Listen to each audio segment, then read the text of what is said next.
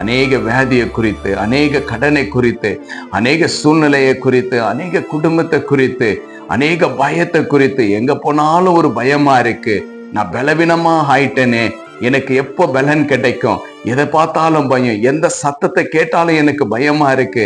நான் என்ன செய்யறேன், ஏது செய்யறேன் எனக்கே தெரிய மாட்டேது என்று சொல்லி அநேக தேவ பிள்ளைகள் இந்த நேரங்களில அழுது கொண்டிருக்கிறீங்க, பலவீனமாய் காணப்படுகிறீங்க.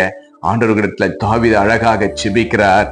கர்த்தாவே, எனக்கு இரக்கம் செய்யுங்க, என் பலவீனத்துல எனக்கு உம்முடைய பலன் கொடுங்க என்று பக்தன் தாவீது அழகாக இந்த சங்கீதத்துல கேட்கிறாருங்க. இன்றைக்கு நீங்களும் விசுவாசத்தோடு, இசப்பா எனக்கு இரக்கம் செய்யுங்க ஆண்டவரே, என் சத்தத்தை கேளுங்க ஆண்டவரே, என் பலவீனங்களை நீக்கி போடுங்க அப்பா, நான் வெந்து போயிருக்கிறேன், வேதனைப்பட்டு இருக்கிறேன், கண்ணீரோடு இருக்கிறேன், என் அழுகையே என் வாழ்க்கையா இருக்கிறதுன்னு சொல்லி கலங்கிட்டு இருக்கிற தேவ பிள்ளைகளே, சோர்ந்து போகாதீங்க. ஆண்டவர் உங்களை பார்த்து, மகனே மகளே, உன் துக்கம் சந்தோஷமாய் மாறும், உன் கண்ணீரை துடைக்க இயேசு வல்லவராய் இருக்கிறார். ஆண்டவனுடைய சூழ்நிலைகளை எல்லாவற்றையும் மாற்றி ஆசீர்வதிக்க இயேசு வல்லவராய் இருக்கிறார். சோர்ந்து போகாதீங்க.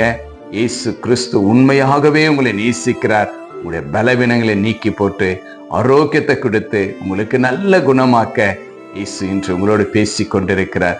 விசுவாசிங்க. விசுவாசத்தோடு ஆண்டவருக்கு நன்றி சொல்லுங்க. ஆண்டவர் உங்களை ஆசீர்வதிப்பார். விசுவாசி